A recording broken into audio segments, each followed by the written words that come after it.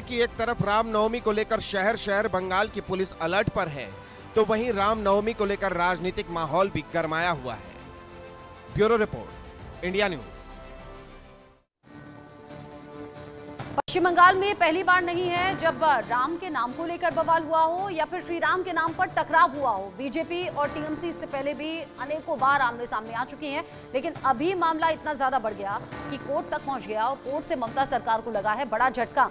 इसको लेकर बात हम करेंगे, आगे वो घटनाएं भी आपको बताएंगे, कब कब कौन कौन सी घटनाएं हुई जिससे ममता सरकार गिर गई।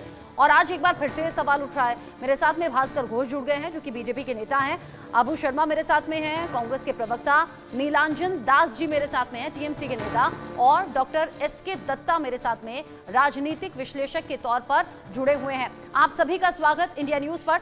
सबसे पहले नीलांजन दास जी, मेरा सवाल आप ही से, क्या ममता बनर्जी को किसी भी तरीके से तकलीफ है क्या प्रभु श्री राम के नाम से या फिर हिंदू त्योहारों के नाम से? ऐसा क्यों बार बार होता है?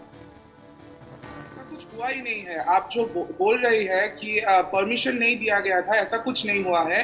अभी जो 6 अप्रैल को रामनवमी है, पूरे बंगाल में रामनवमी का जुलूस निकाला जाएगा। राम टेम्पल्स हमारे यहाँ पर जहाँ भी है वहाँ पर राम जी का आराधना होगा।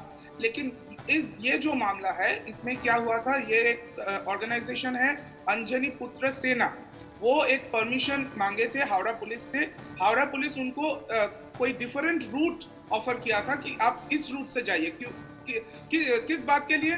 क्योंकि VHP विश्व हिंदू परिषद का एक और राम जुलूस है जो वहां पर कन्वर्ज हो रहा था, इसीलिए द पुलिस उनको एक और रूट ऑफर किया था। वो नहीं माने, वो आज कोर्ट गए। कोर्ट इन इट्स विजडम उनको लगा कि होना चाहिए, तो फिर अरेंजमेंट होगा और ये रैली होगा। लेकिन पूरे बंगाल में ये रैली हो रहा है। शायद आपका जो नेशनल मीडिया है वो बंगाल का जो ग्राउंड रियलिटी है उससे थोड़ा कुछ और सोच रहे हैं। अगर ये टकराव ना होता तो क्या कोर्ट जाने की जरूरत पड़ती? क्यों यहाँ पर अंजनी पुत्र सेना को कोर्ट का रास्ता इख्तियार करना पड़ा? क्यों फिर कोर्ट को ही कहना पड़ा कि नहीं भाई, अनुमति देनी चाहिए और आप निकालिए शोभा यात्रा? नहीं, आप ये बताइए कि क्या वजह है कि वो एक और रास्ता वो नहीं ले सकते थे? क्यों उसको उसी रास्ते में जाना है जहां पर VHP ऑलरेडी एक रैली निकाल रहे हैं? तो यही प्रॉब्लम है। अगर कोई तो क्या अंजनी पुत्र सेना और VHP में टकराव हो जाता, और क्या पुलिस के लिए कोई जिम्मेदारी नहीं बनती? उनके बीच में टकराव है। Police had already given permission, police ने VHP को परमिशन दे दिया था, इसीलिए पुलिस उनको कहा कि आप एक और रूट लीजिए। वो नहीं माने, वो कोर्ट गए। ये बहुत ही छोटा सा मामला है।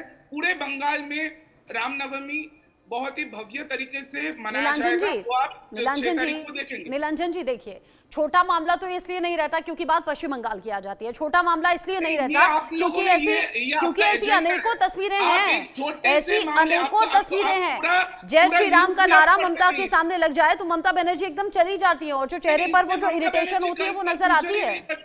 नहीं, आप ममता बनर्जी को इसमें ड्रैग कर रहे हैं आपके एजेंडा को फुलफिल करने के लिए। क्या ममता सरकार नहीं है पश्चिम बंगाल में? क्या ममता की पुलिस नहीं है पश्चिम बंगाल में? समझना पड़ेगा कि ये एक एडमिनिस्ट्रेटिव इशू है।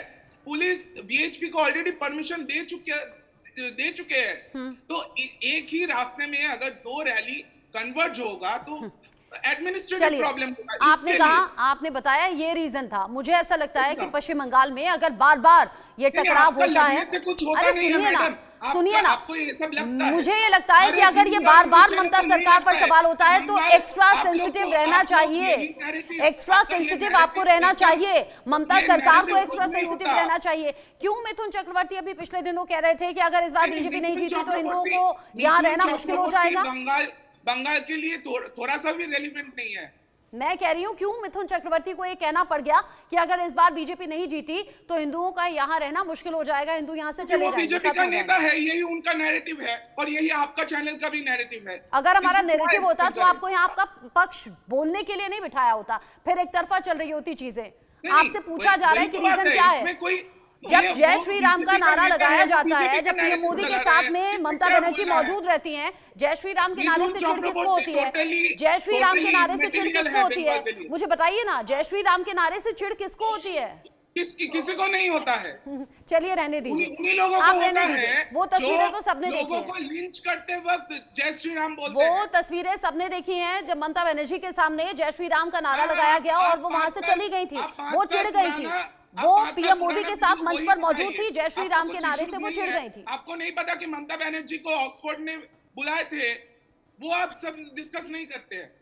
अरे जो सवाल होगा वही पूछा जाएगा ना। ऐसे तो पीएम मोदी भी कहीं कहीं यात्रा पर जा रहे हैं, पीएम मोदी भी विदेश में यात्रा पर जा रहे हैं, लेकिन वो यहाँ का पार्ट नहीं है ना। अभी जो पार्ट है वो डिस्कस हो रहा है। शोभा यात्रा पर बवाल क्यों, शोभा यात्रा को लेकर दिक्कत क्यों? मतलब मुझे तो हंसी आ रहा है कि इस तरीके का मामले को भी आप डिस्कस कर रहे हैं। आप हंस लीजिए फिर, अगर आपको हंसी आ रही है तो आप हंस लीजिए। ऑक्सफोर्ड में जब बुलाया था तब भी ममता सरकार के